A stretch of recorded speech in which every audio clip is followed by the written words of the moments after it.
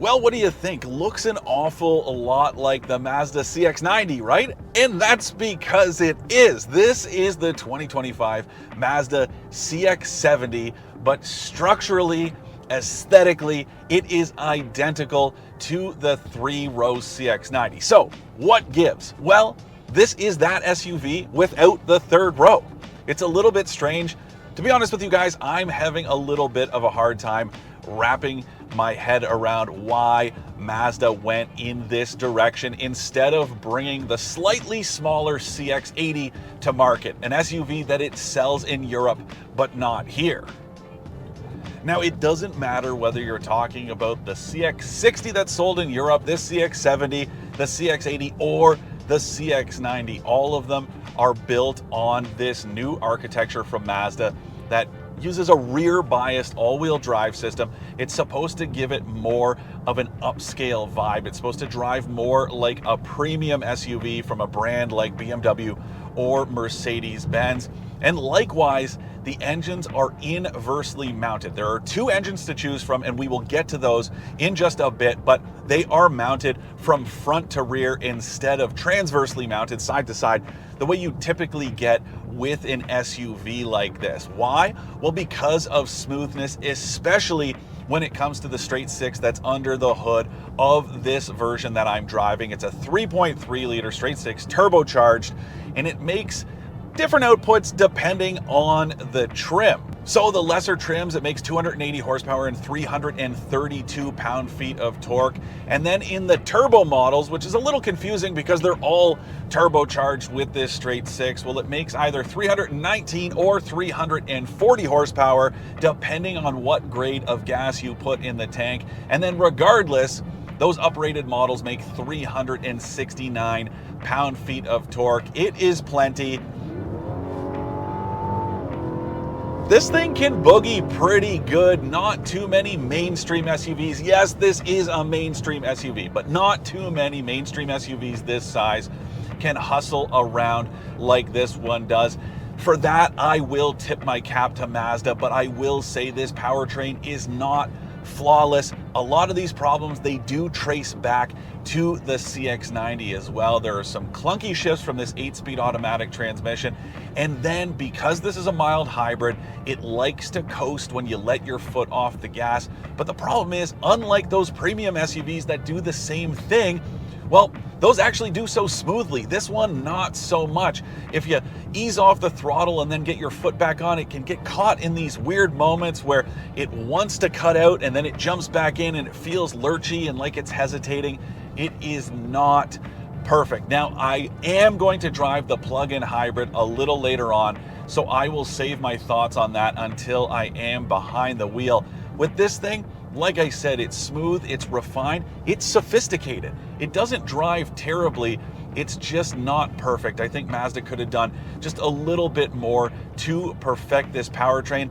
And I'll be honest with you guys, the same goes for this interior. It's supposed to reach up market a little bit, but it's just not doing it for me. I said this when Jody and I compared the CX-90 with the Acura MDX, and some of you out there got pretty grumpy with me, but I'm telling you guys the truth, the materials are not quite there. Some of the plastics in here, not all that nice.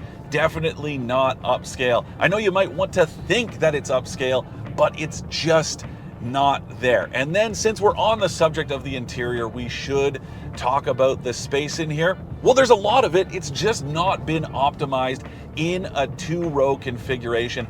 That's what has me confused, because quite honestly, you could just buy a CX-90, leave the third row stowed until the rare occasion that you need it.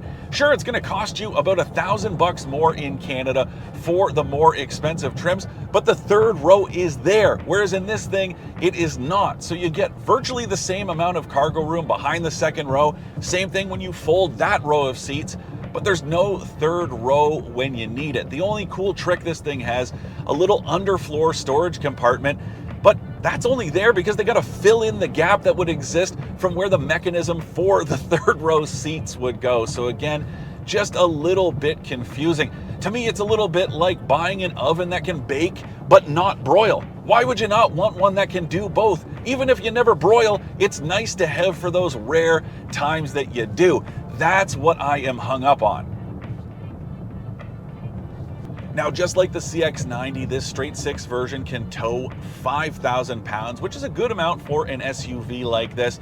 There's also a new hitch view camera system that is really cool. It gets you this top-down bird's eye view of your hitch and receiver, so when you're trying to line up with a trailer, it takes the guesswork out of it. It also has these markers that show you 6-inch and 12-inch distances, so you can get nice and close. And then there's a really kind of slightly distorted but super zoomed in view, so you can get a good look.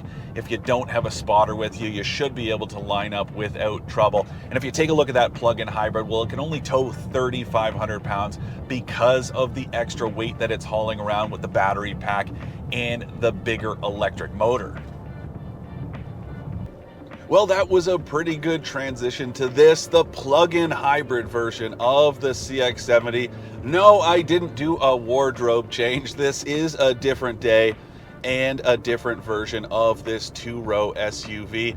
A lot of it is the same as that mild hybrid version. Same 8-speed automatic transmission, virtually the same all-wheel drive system, even the same engine layout, just a different engine. It's a 2.5 liter 4-cylinder. Yes, it is also inversely mounted, which is very unique, very rare for a 4-cylinder to be mounted front to back instead of side to side.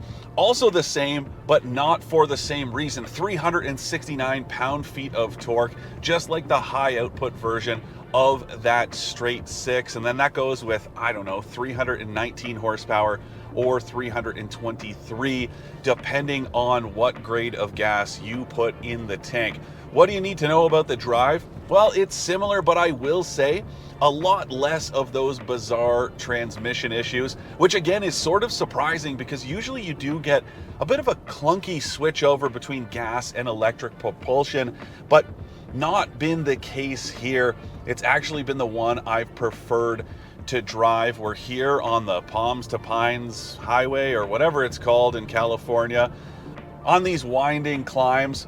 It's handling itself pretty well. Now I have pretty much depleted the battery. It's 17.8 kilowatt hours, supposed to give you 42 kilometers of electric driving range, which is about what we saw. Left this morning with, I don't know, about 81% and had 27 miles. So right in that range, but that's not great, especially in a modern plug-in. Anything less than 45, not great. Also means you're not gonna get those incentives that you can get with other plugins. So I don't love that because it makes this thing quite expensive. So this CX-70, well, it's either $58,750 before freight and tax for the cheapest version, and then there's one that's $63,350. Both of those prices $1,000 less than their CX-90 counterparts. Interestingly, this version, well, it skips the cheapest trim of the plug-in hybrid CX-90. Can't get that here. And then when you're looking at the gas-powered version, well, the pricing, it's a lot more of a wide spread because there are more trims to choose from. And then when you look at the mild hybrid version of the CX-70, well, it also skips the cheapest trim that you can get with the CX-90. So it starts at the GSL, and that's $49,750 before freight and tax. And then there's a GT trim that's $54,350. And then there are a couple more trims from there that are even more expensive. And then you have the GTP trim, that's $58,300. And finally, the signature trim, that's $62,300. Now, both of those, $1,000 less than the equivalent CX-90 trims. An interesting point here, when you look at that GSL trim, it's actually $450 more expensive here than it is with the CX-90. No matter which way you cut it, that's not a whole lot of money. And again, it brings me back to that argument about paying about the same for a less useful vehicle. Mazda likes to talk about this idea that it's a different buyer, but again, to me, not all that different. Because if you do shuttle around your grandkids every once in a while, or even for someone like me, no, I don't often need a 3-row, but if I'm buying a vehicle that's big enough to have 3 rows of seats, may as well toss them in for those odd times I might use them. Something else I want to talk about with this plug-in hybrid, not just about that relatively limited range, I want to talk about the fact that there is no way to choose what you want to use first. When you have the battery charged up, the default is to burn that battery charge before switching over to hybrid mode. I don't like that. I like being able to save that battery for later, especially because you guys know I've talked about this before. There are times when you're on the highway first, that is a less efficient place to use electric propulsion. That's where you want to use the gas engine. And then once you're in the city, to be able to switch it over to that electric charge and use that. So I don't like that. I also don't like that this thing, it's not all that efficient once the battery is depleted. It's rated for, I don't know, 9.4 liters per 100 kilometers combined. That is right in between the numbers for the 2 versions of the straight 6, 9.3 and 9.5 combined. I don't like that at all. Just one less reason to consider this thing. Don't get me wrong, it's great to have that electric range, but if you're looking for something that really does give you the best of both worlds, I don't necessarily think this is it. And then there's that extra downside of the fact that it's not quite as useful as the CX-90.